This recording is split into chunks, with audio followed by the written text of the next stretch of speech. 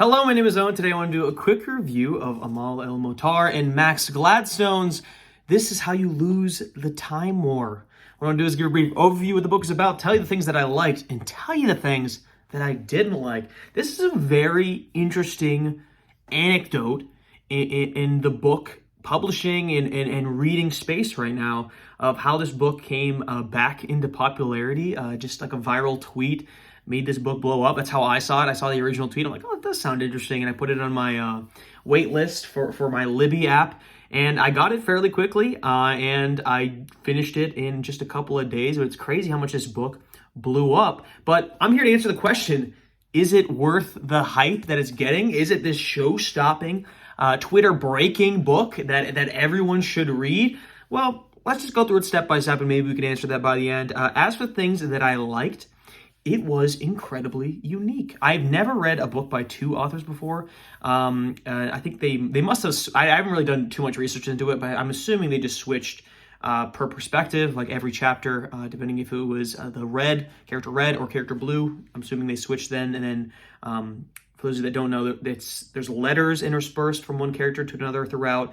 So I'm assuming that if you're like the author that wrote the red letters to blue and vice versa. But it was very interesting. I really couldn't detect that distinct of a difference in terms of writing style. However, the characters of red and blue were so different that I can't help but think that their personalities played a lot of a difference. Because their writing styles are different as per like the characters' personalities, I felt.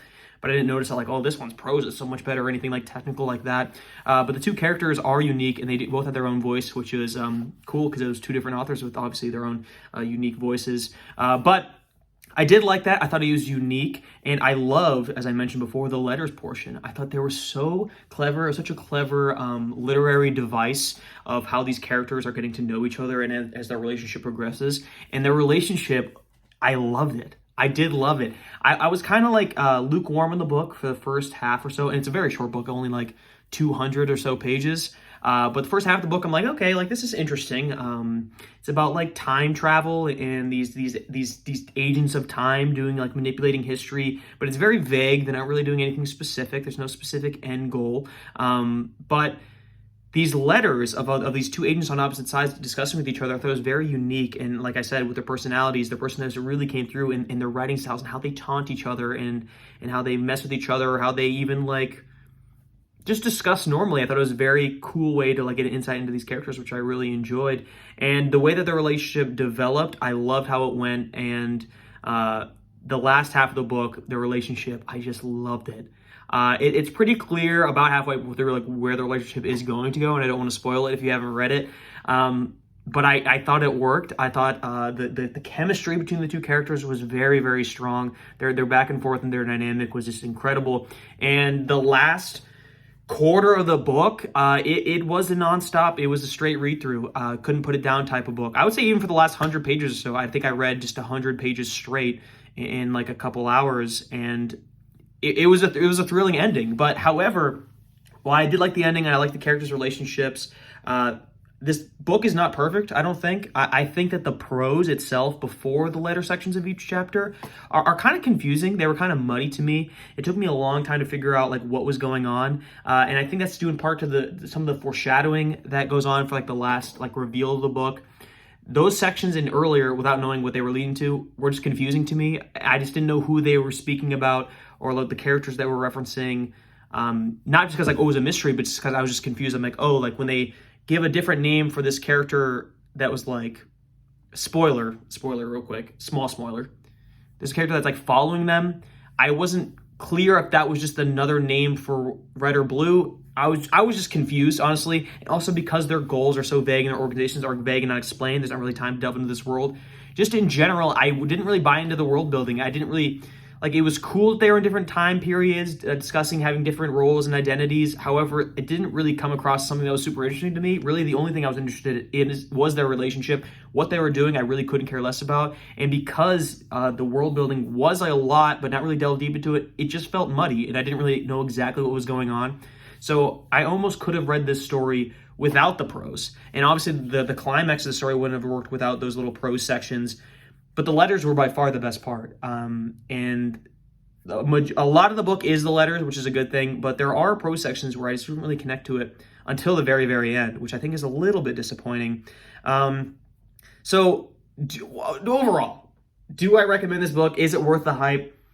I don't know, because it's one of those books where it's so emotional that when I finished it, I wanted to recommend it to like 3 people off the top of my head. I'm like, they would love this story. It's great. I should recommend it. But after I sat with it, about a day later, the initial emotion of what happened and what the book like is really about, I guess, kind of faded for me. And then I was just left with like, was the book good or not? And I don't think it was the best book I've ever read. I don't think it was perfect. It made me feel something. It made me a little emotional, teared up a little bit towards the end, which is rare for a book and good on it because it rarely happens. But after the emotion like settles a little bit, I'm just left with a book that's like, it's pretty good. If that makes sense. So I think it's an experience for sure. I think everyone should read it. However, it's not a book I don't think I'll go back to. It's not a book that I would recommend to everybody like as a go-to read. It's an experience. And for the emotional response that the book gave me, I guess I would recommend it in some cases just so other people can experience that. But I don't think the story is the tightest. I don't think the prose is the most straightforward or easiest to understand. The character work is fantastic. The concept is fantastic.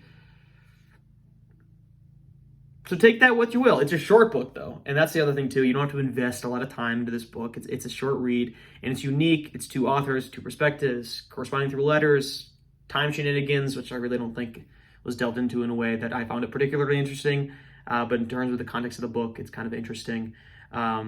Which is interesting. Another side point, too, because this is how you lose the Time War, implying that the Time War is super important. The whole thing is so muddy that I could care less about the Time War. And maybe that's the point.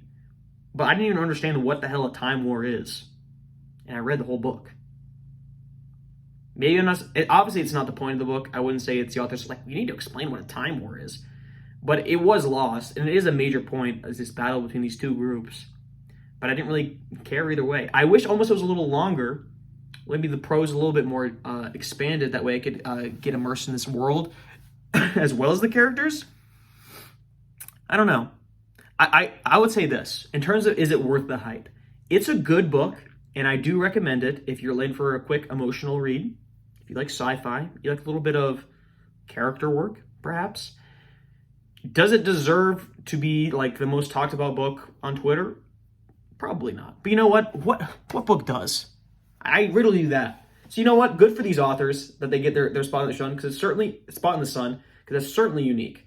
And it made me feel something, which are 2 great positives in my book. So yeah, if any of that sounded interesting to you, you're probably wondering, okay, so you said all of the answers. It's not worth the hype. It's worth the hype. You liked it. You didn't like it. I did like it. So shut up. It's good. It's not great, but it's not bad. It's just a book, guys. They're all just books, aren't they, at the end of the day? Think about that a little bit. Someone write a book about that. On that note, that's my review. Be sure to like and subscribe if you like reviews. If you like reviews as concise and as straightforward, concrete answers at the end of it as well. God, I'm good at this, aren't I? I'm just so good. This is the end if you haven't tell. Be sure to like and subscribe. Thanks for sticking around. Wow, that was a good one.